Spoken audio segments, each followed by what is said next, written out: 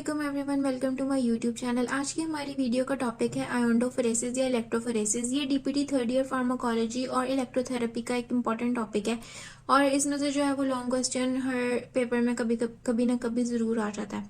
सबसे पहले हम इसकी डेफिनेशन की तरफ चलते हैं कि ये थेरापीटिक टेक्निक है, यानी कि इसको हम for therapy purpose, for pain relieving purpose, for relaxation purpose के लिए हम यूज़ करते हैं। मोस्टली इन फिजिकल थेरेपी हम इसको यूज़ करते हैं, जिसमें हम क्या करते हैं कि आयंस को जो है डिफरेंट आयंस हमारे पास पॉजिटिवली चार्ज आयंस होते हैं, कुछ नेगेटिवली चार्ज आयंस होते हैं, उनको जो है वो हम पेशेंट के टिश्यूज में इंट्रोड्यूस करवाते हैं, ट्रांसफर करते हैं थ्रू द पेशेंट स्किन। अच्छा, अब इसका बेसिक प्रिंसिपल क्या आता है हमारे पास कि हमने आयंस जो है वो हमने ट्रांसफर करना है। ठीक है, आयंस को हमने प्लेस करना है under same charge of electrode, यानी कि अगर हमने नेगेटिव आयंस यूज किया तो हमने नेगेटिव आयंस को प्लेस करना है अंडर कैथोड। कैथोड हमारे पास क्या है, एक इलेक्ट्रोड है। ठीक है, उसके बाद हमने जो पॉजिटिव आयंस यूज करना है, पॉजिटिव आयंस को हमने प्लेस करना है अंडर एनोड। इसमें जो है वो हम ड्राइविंग फोर्स, यानी कि किसके जरिए से जो है वो आयंस अंदर बॉडी में जो है वो ट्रांसफर होंगे टिश्यूज में, उसके लिए जो ड्राइविंग फोर्स हम यूज करेंगे वो हमारे पास होगा इलेक्ट्रिकल करंट, और हमारे पास इलेक्ट्रिकल करंट होगा continuous direct current. Active electrode हमारे पास क्या होती है कि जिस इलेक्ट्रोड के अंडर हमने आयंस प्लेस कर दी है ना, वो एक्टिव इलेक्ट्रोड हो जाएगी, चाहे वो हमारे पास कैथोड हो चाहे वो हमारे पास एनोड हो। यानी कि अगर हमने पहले पेशेंट आया, हमने उसको चेक करना है कि उसको कौन सी डिजीज है, उसको कैल्सिफिक टेंडिनाइटिस है या उसको शोल्डर पेन है, जो भी उसको इन्फ्लेमेशन वगैरह है। ठीक है, उसके बाद हमने जो है वो अपने आयंस सिलेक्ट करने हैं। आयंस हमने पॉजिटिव या नेगेटिव आयंस चूज कर लिए। फॉर एग्जाम्पल हमने पॉजिटिव आयंस चूज किए तो हमने जो है कौन सी हमने इलेक्ट्रोड ली, हमने ली एनोड। एनोड जो है वो हमारे पास क्या आ जाएगी, एक्टिव इलेक्ट्रोड आ जाएगी। उसके बाद करंट मैंने आप लोगों को बता दिया कि इसमें हम डायरेक्ट करंट यूज़ करते हैं, उसका यूनिडायरेक्शनल फ्लो होता है, यानी वो सिर्फ इलेक्ट्रोड से जो है वो पेशेंट के टिश्यूज में चला जाता है, वो वापस से जो है वो इलेक्ट्रोड में नहीं आ जाता, या वापस से जो है वो मेन स्विच की तरफ नहीं आ जाता करंट।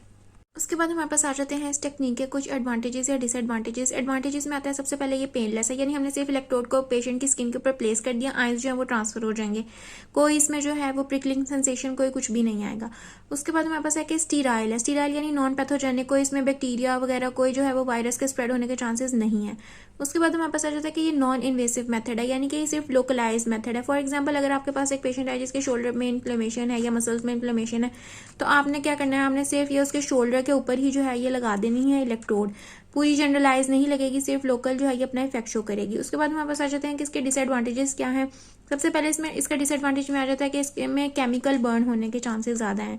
केमिकल बर्न कैसे होगा कि फॉर एग्जांपल अगर आपके पास एक पेशेंट है, उसकी जो है वो स्किन की सेंसेशन इतनी अच्छी नहीं है, तो वो सही से बता नहीं सकेगा जी मुझे करंट फील हो रहा है, क्योंकि यूज़ तो हम करंट ही कर रहे हैं ना, इलेक्ट्रिकल करंट को हम जो है वो एज ड्राइविंग फोर्स यूज़ कर रहे हैं।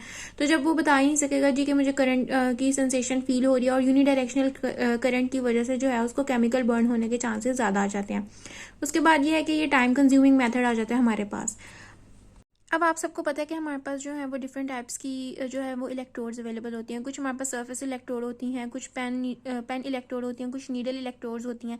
सबके जो साइजेस हैं वो डिफरेंट आते हैं। अब जैसे सरफेस इलेक्ट्रोड हैं तो वो ज़्यादा बड़े सरफेस जैसे बैक वगैरह के लिए हम यूज़ करते हैं। तो यहाँ पर उन्होंने यही बात बताई हुई है कि अगर हमारे पास जो इलेक्ट्रोड है उसका साइज़ छोटा होगा तो इसका क्या मतलब है कि ज़्यादा जो आयंस हैं वो ट्रांसफर होंगे, चाहे वो पॉजिटिव आयंस है चाहे वो नेगेटिव आयंस आ जाते हैं। अब हमने क्या कि करंट हमने जो है वो ड्राइविंग फोर्स के तौर पे यूज़ करना है, तो उसकी इंटेंसिटी कितनी होनी चाहिए, 5 मिली एम्पेयर से 12 मिली एम्पेयर उसकी इंटेंसिटी होनी चाहिए। ड्यूरेशन कितने के लिए हम उसको जो है ये ट्रीटमेंट प्रोवाइड करेंगे, 15 to 20 मिनट्स के लिए। अच्छा, अब हमने देखना है कि कौन से मैकेनिज्म के थ्रू जो है वो हमारे पास आयंस ट्रांसफर होते हैं into the tissue through patient skin. अब सबसे पहले ये देखिए, यहाँ पे एक टिश्यू है, ठीक है, उसके बाद जो है यहाँ पे हमने बनाई हुई है एक लेयर, ठीक है, और ये हमारे पास आ गए इलेक्ट्रोड, और यहाँ पे हमारे पास आ गया डायरेक्ट करंट सोर्स, ठीक है, करंट इलेक्ट्रिकल करंट की सोर्स आ गई। अब हमने सबसे पहले आपके पास एक पेशेंट आता है, हमने देखना है उसको कौन क्या इशू है, ठीक है, उसको क्या कोई इन्फ्लेमेशन है, कैल्सिफिक टेंडिनाइटिस है, बर्साइटिस है, कुछ भी है, ठीक है। फिर आपने अपने आयंस चूज़ करना है, पॉजिटिवली चार्ज आयंस यूज़ करने हैं या फिर आपने नेगेटिवली चार्ज आयंस यूज़ करने हैं। उनका जो है वो सोल्यूशन बना लेना है या उनको ऑइंटमेंट क्रीम की फॉर्म में जो है वो प्रिपेयर कर लेना है। अब आपने कर लिया प्रिपेयर, आपने क्या करना है, उसी जो भी आपने आयन चूज़ किया है उसी सेम चार्ज की जो है वो आपने इलेक्ट्रोड चूज़ करनी है, ठीक है। अब फॉर एग्जांपल मैंने चूज़ किया है मैग्नीशियम, मैग्नीशियम क्या है, पॉजिटिवली चार्ज आयन है, ठीक है, उसका मैंने बना लिया सोल्यूशन या ऑइंटमेंट, उसको मैंने प्लेस कर दिया या लगा दिया टिश्यू पे, पेशेंट के टिश्यू पे मैंने लगा दिया। उसके बाद मैंने जो है वो इलेक्ट्रोड चूज़ की एनोड, एनोड क्या है, पॉजिटिवली चार्ज इलेक्ट्रोड आ गई। अब ये हमारे पास एनोड जो है वो एक एक्टिव इलेक्ट्रोड भी है, क्योंकि हमने आयंस जो है वो पॉजिटिवली चार्ज आयंस जो है वो प्लेस किए हैं, तो हमने क्या यूज़ किया है, एनोड एज एक्टिव इलेक्ट्रोड। ये कनेक्टेड है टू द डीसी सोर्स, ठीक है, यहाँ से जब करंट पास करेगा पॉजिटिवली चार्ज एनोड में, पॉजिटिवली चार्ज इलेक्ट्रोड एनोड में, और पॉजिटिवली चार्ज मैग्नीशियम आयंस में जो है वो क्या होगी, रिपल्जन होगी। जब ये रिपेल करेंगे तो जो हमारे पास पॉजिटिवली चार्ज आयंस है वो हमारे पास किस में ट्रांसफर हो जाएंगे, इनटू द बॉडी टिश्यूज। अच्छा, अब इसका मेथड्स ऑफ ट्रीटमेंट में क्या आता है कि स्किन जो है वो प्रॉपर्ली क्लीन होनी चाहिए, सोप से ड्राई होनी चाहिए। फिर हमने जो इलेक्ट्रोड्स प्लेस करनी है उसका जो है वो प्रॉपर कांटेक्ट होना चाहिए स्किन के सरफेस के साथ। हम स्ट्रैप्स वगैरह भी यूज़ कर सकते हैं ताकि इलेक्ट्रोड जो है वो अपनी जगह पे रहें और हिले ना। उसके अलावा जब थर्ड पॉइंट ये आ जाता है कि हमने जो भी आयंस यूज़ करने हैं, अगर हमने आयंस यूज़ करने हैं in the form of ointment, मैंने आपको बताया था हम दो तरीके से जो है वो आयंस यूज़ करते हैं, या तो हम ऑइंटमेंट बना लेते हैं या फिर हम सोल्यूशन बना लेते हैं। अगर हमने ऑइंटमेंट की फॉर्म में जो है वो आयंस यूज़ करना है तो हमने एक थिन लेयर जो है वो अप्लाई कर देनी है जहाँ पर हमने ट्रीट करना है। उसके बाद अगर हमने आयंस जो है वो सोल्यूशन की फॉर्म में यूज़ करना है तो lint pad of absorbent material हमने यूज़ करना है। लिंट पैड जो है वो एक स्पंज की तरह होता है। उसके बाद डिफरेंट आयंस हम यूज़ कर सकते हैं, positively charge, negatively charge ions, depending upon the specific conditions. Intensity of current and duration जो है वो आपने रेगुलेट करनी है प्रॉपर्ली देख के। अगर किसी को ज़्यादा इंटेंसिटी फील होती है तो आपने थोड़ी कम कर देनी है, और टाइम ड्यूरेशन भी आपने मैनेज कर लेना है। उसके बाद अगर आप देखते हैं कि बर्निंग सेंसेशन पेशेंट को फील हो रही है तो आपने जो है वो टैल्कम पाउडर यूज़ कर लेना है। उसके बाद आ जाता है comparison with oral route of drug administration. Electrophoresis या एंडोफोरेसिस का हम कंपैरिजन करेंगे with oral route of drug administration. इसमें भी जो हम आयंस यूज़ करते हैं वो as a drug, as a medicine के तौर पे ही काम करके जाके अपना जो है वो इफेक्ट शो करते हैं। तो हमने इसको कंपेयर करना है with oral route of drug administration. सबसे पहले हम इसके एडवांटेजेस देखते हैं। इलेक्ट्रोफोरेसिस के ओरल रूट से क्या एडवांटेजेस में यह आ जाता है कि ये एक लोकलाइज एरिया पे इफेक्ट शो करता है, और ओरल रूट जो है वो लोकल इफेक्ट शो नहीं करता, वो जनरलाइज या सिस्टमिक इफेक्ट शो करता है। इलेक्ट्रोफोरेसिस जो है वो बाईपास कर देता है फर्स्ट पास हिपैटिक मेटाबॉलिज्म को। अब जैसे कुछ ड्रग्स होती हैं वो हमारे पास जो है वो पोर्टल सर्कुलेशन में एंटर कर जाती हैं before entering to the systemic circulation. तो जो इलेक्ट्रोफोरेसिस में हम ड्रग्स देते हैं वो डायरेक्टली जो है वो सिस्टमिक सर्कुलेशन में एंटर करती हैं। ओरल रूट में जब देते हैं तो वो सबसे पहले जो है वो पोर्टल सर्कुलेशन में जाती हैं, फिर सिस्टमिक सर्कुलेशन में जाती हैं। तो जब ड्रग पहुँचती है तो उसकी जो क्वान्टिटी है वो कम हो जाती है।